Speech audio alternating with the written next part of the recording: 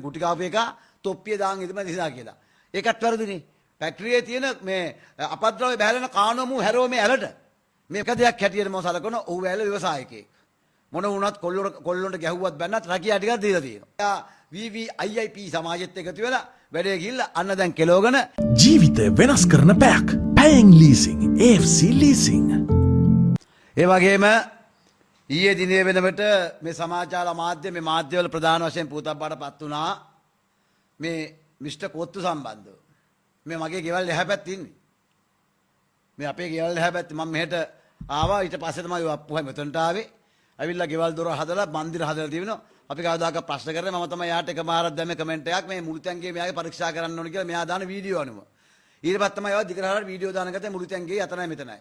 ඒ නිසා එක දෙයක් හැටියට මම සලකන ඔව් ඇල ව්‍යවසායකයෙක්. මොන වුණත් කොල්ලොන්ට ගැහුවත් බැන්නත් රැකියා ටිකක් දීලා තියෙනවා. හරිද? එතකොට මම යාට හම්බෙලා දහස කිව්වා මල්ලි ඔබ මේ පාන් පිටිම කවන්න නැතුව මේකට කොස්කොත්තු එකතු කරපන් කියලා. මොකද කොස්කොත්තුව මේ රටේ කතා කරේ මම හෙලි කරේ මම.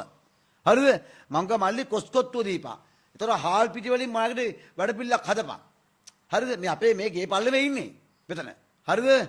එතකොට ඒ දේ කිව්වා. ඉතින් එයා ඒ වගේ නෑ එයා VVIP සමාජෙත් එකතු වෙලා වැඩේ ගිහිල්ලා අන්න දැන් කෙලවගෙන හැබැයි ඔහුට ප්‍රසත්ති ගායනා කර එකෙක්වත් අද ඔහු වෙනුවෙන් නෑ හැමෝම ගහන්නේ කොත්තු කන්න එපා ඕක වහලා දාන්න කළු සල්ලි සුදු කරනවා කියලා. ඒ නිසා හරිම කනගාටු වෙච්ච දේ ගැන මේම එකක් තියෙනවා. ඒ සේවකයා මන් දැක ප්‍රකාශයක් කරලා තියෙන කුටි කාපු එක තොප්පිය දාන් ඉදම නිසා කියලා. ඒකත් වැරදිනේ. තොප්පිය දාගන්නවා කියන්නේ හිස්වැදුම. Taman වැඩ කරනවා නම් ඒ කෙස් කැලියකට වැටෙනවා. ඒක යම් ආකාරයක ගැටලුවක් තිබෙනවා. හැබැයි මොකට ගහන්න අයිතියක් නෑ. එහෙමෙකුත් තියෙනවා. ඒ නිසා කොත්තුට වෙච්ච දේ පිළිබඳව කනගාටුයි. ඔබ මල්ලි ඔබට කරන්න දේ තුනේ මේ රටේ පඩ දාන්න නැතුව ඔබගේ ව්‍යාපාරය ඊටාමාත්ම ගරු සරුව කරගෙන යන්න. අපි දන්න පහුගිය කාලේ ගෝලියෝ සෑහෙන ප්‍රමාණයක් මේ මෙතනින් බහැලා ගියා බඩ බැන. මම ඒත් මුකුත් කිව්වේ නෑ. මටම කිව්වා කතා කරලා. හරි? අවුරුදු දවසේ ගත්ත ගෝලියට පඩි ගෙවන්න නැතුව උන් මට කිව්වා මෙන්න අයියේ මෙහෙම කියලා. එතකොට තමන්ගේ මෙතන තියෙන ෆැක්ටරියේ තියෙන මේ අපද්‍රව්‍ය බහැලන කාණුවම හැරෝ මේ ඇලට මේ මුළු පළාතෙම කීරකොටු තියෙන්නේ. කීරකොටු කියන්නේ කංකුම් කොටකොළ මුකුණු වෙන්න.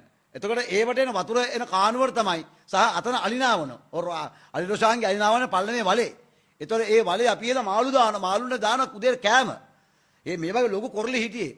මෙයාකා මේ කානුව හැරව මේකට රෑ 12 විතර තමයි සම්පූර්ණ කුණු වතුර එන්නේ.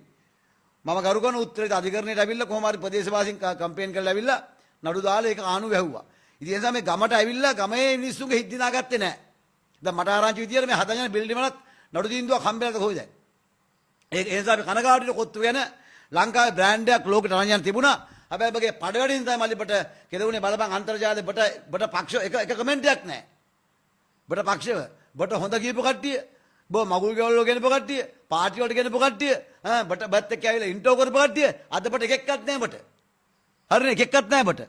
හැබැයි බට පළවෙනි කමෙන්ට් එක දාලා බෝ හදාගන්න අපට වැඩක් කරපු අසල සම්පත් විතර අද ගැන හොඳ කියන්නේ. එකක්ම තියාගන්න. හරිද?